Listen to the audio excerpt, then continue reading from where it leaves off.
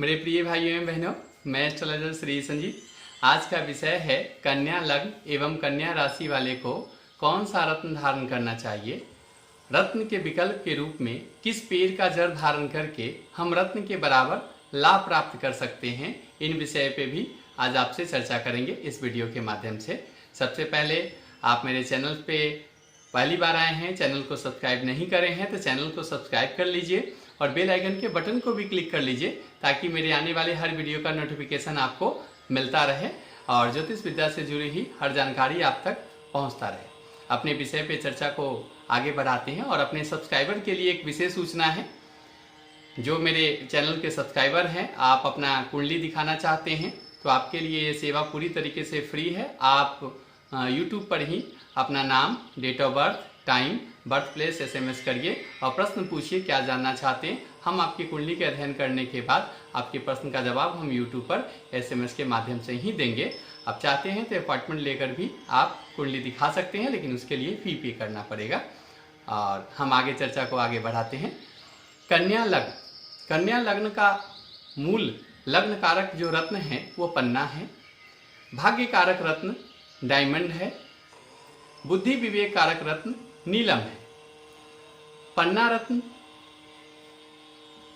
आप अपने वजन के अकॉर्डिंग पर 10 kg एक रत्ती के हिसाब से आप धारण कर सकते हैं।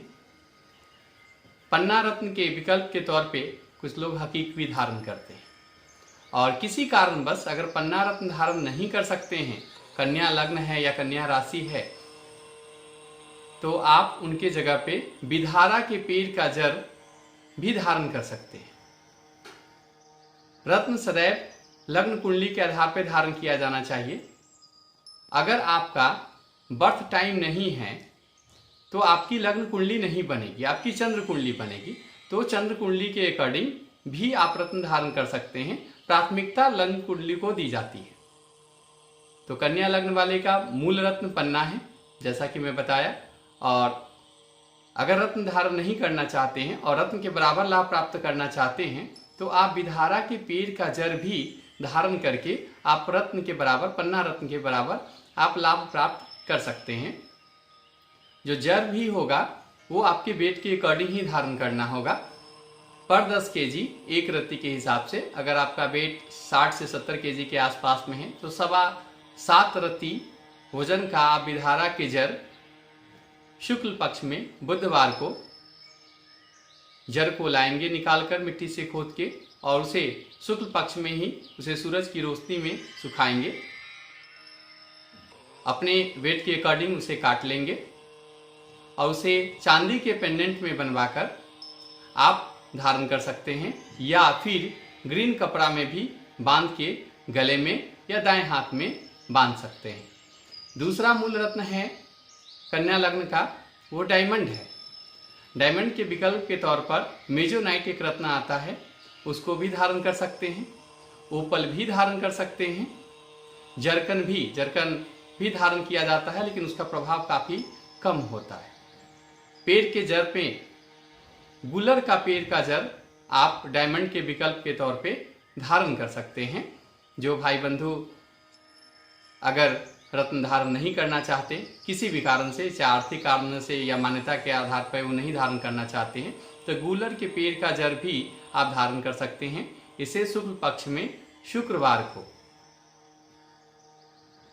मिट्टी से गूलर के पेड़ की जड़ को खोद के लाना है और उसे चांदनी रातों में शुक्ल पक्ष में उसे सुखाना है और वेट के अकॉर्डिंग उसे काट के चांदी के पेंडेंट में या आसमानी या वाइट कपड़े में बांध के आप दाएं हाथ में या गले में आप उसे किसी चैन में बांध सकते हैं या चांदी के पेंडेंट में उसे बना के शुक्ल पक्ष में ही शुक्रवार को माँ लक्ष्मी की पूजा प्रार्थना करके ओम शुक शुक्राय नमः का 108 बार जाप करके आप इसे धारण कर सकते हैं। तीसरा मूल रत्न जो कन्या लग्न और राशि का है वो है नीलम।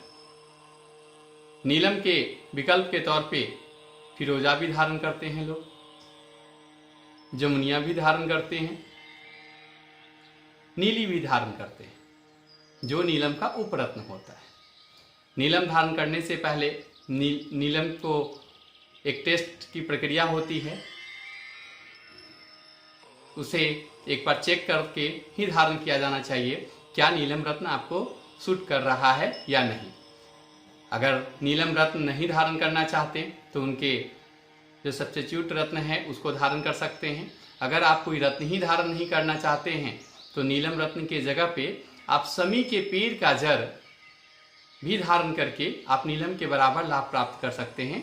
इसे शुक्ल पक्ष में शनिवार को आप इसे जमीन से खोद के लाएंगे, शमी के पेड़ का जड़, उसे शुक्ल पक्ष में ही सुखाएंगे। सूख जाने के बाद अपने वेट के अकॉर्डिंग पर 10 kg एक रत्ती के हिसाब से उसे काट लेंगे।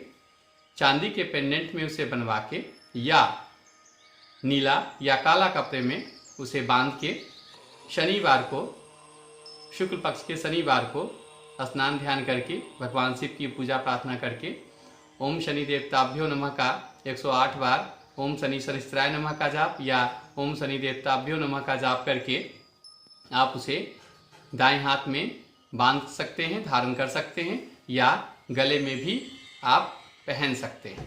नमस्कार, आपको वीडियो अगर अच्छी लगी तो इसे लाइक करें, शेयर करें एंड चैनल को सब्सक्राइब करें और फिर से हम अगले टॉपिक पे एक नई वीडियो के साथ हम आपसे जल्द ही मिलते हैं। धन्यवाद।